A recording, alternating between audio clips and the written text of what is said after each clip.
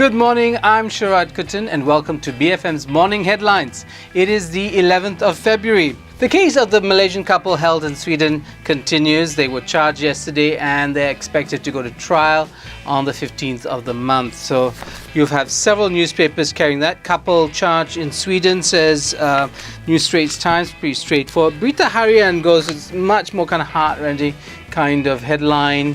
That is Menangis Kenang Nasib Ibu Bapa. They're crying because they think of what's happening to their parents. So and the endless amount of pictures of a rather sad looking bunch of kids. Over the last couple of days they've been photographed quite extensively, mostly looking quite happy, but today has not been a good day for them. Well, actually yesterday wasn't a particularly good day for them. They're charged not simply for slapping the wrist of their son, they're actually charged for using a belt, wooden stick, clothes hanger. These are part of the charge sheet, so much more serious than that. Also, one of the newspapers notes that an Italian diplomat in 2011 was in fact convicted for assaulting his child.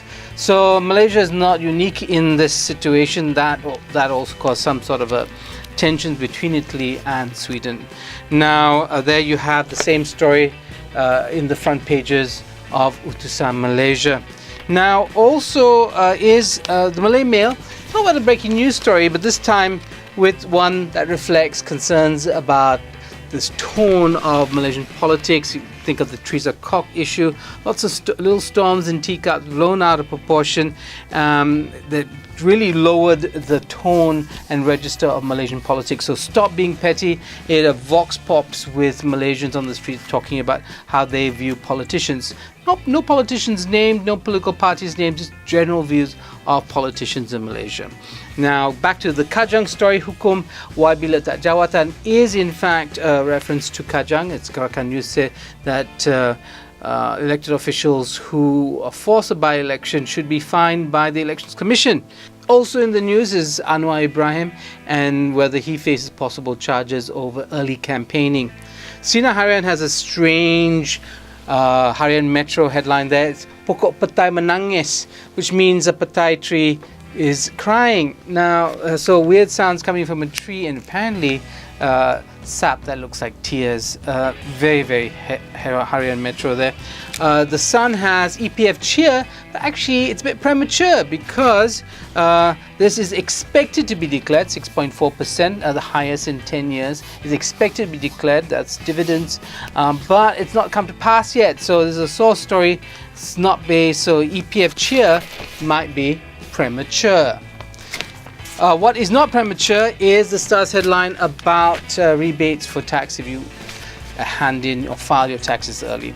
And of course we end with Harian Metro's front page. There you have kind of a roundup of things happening in the country, including a wife that runs away with her lover and leaves her husband behind, but not before taking his money. Two quick stories before we end our roundup. One, of course, is the ongoing Sarawak saga. The Chief Minister is quitting and he's expected to take the role of Governor or Yang di Pertua Negeri. Now this has happened before. Taib's uncle was similarly deposed by Taib himself, and Taib's uncle assumed the position of governor. That was in the 80s. So we see history repeating itself here. Also, Y. Takuma, he was a deputy minister in the Prime Minister's office. He quit. Yes, he quit. Why? Because he feels that the government is not doing enough for the working class Indian poor in the country, and he's lost confidence the government will do that. Remember the big deal that was signed between Barisan Nasional and Hindraf in the run-up to the general elections. So big blow for Najib's government, at least in terms of working class Indian poor. And the word for the day is Petai. Yes folks, it's Petai, a local bean-like thing. It's extraordinarily rich in sugars. And so says a friend of mine who runs, wonderful if you want to go long distance. It just revs up to 3 types of sugars that exist in Petai. So Petai, folks, yeah, it might smell a bit odd, but really great for an energy boost. That's all I have for you this morning. It is the 11th of February. I'm Sharaad Kuttan and you've been listening to BFM's Morning Headlines, BFM 89.9.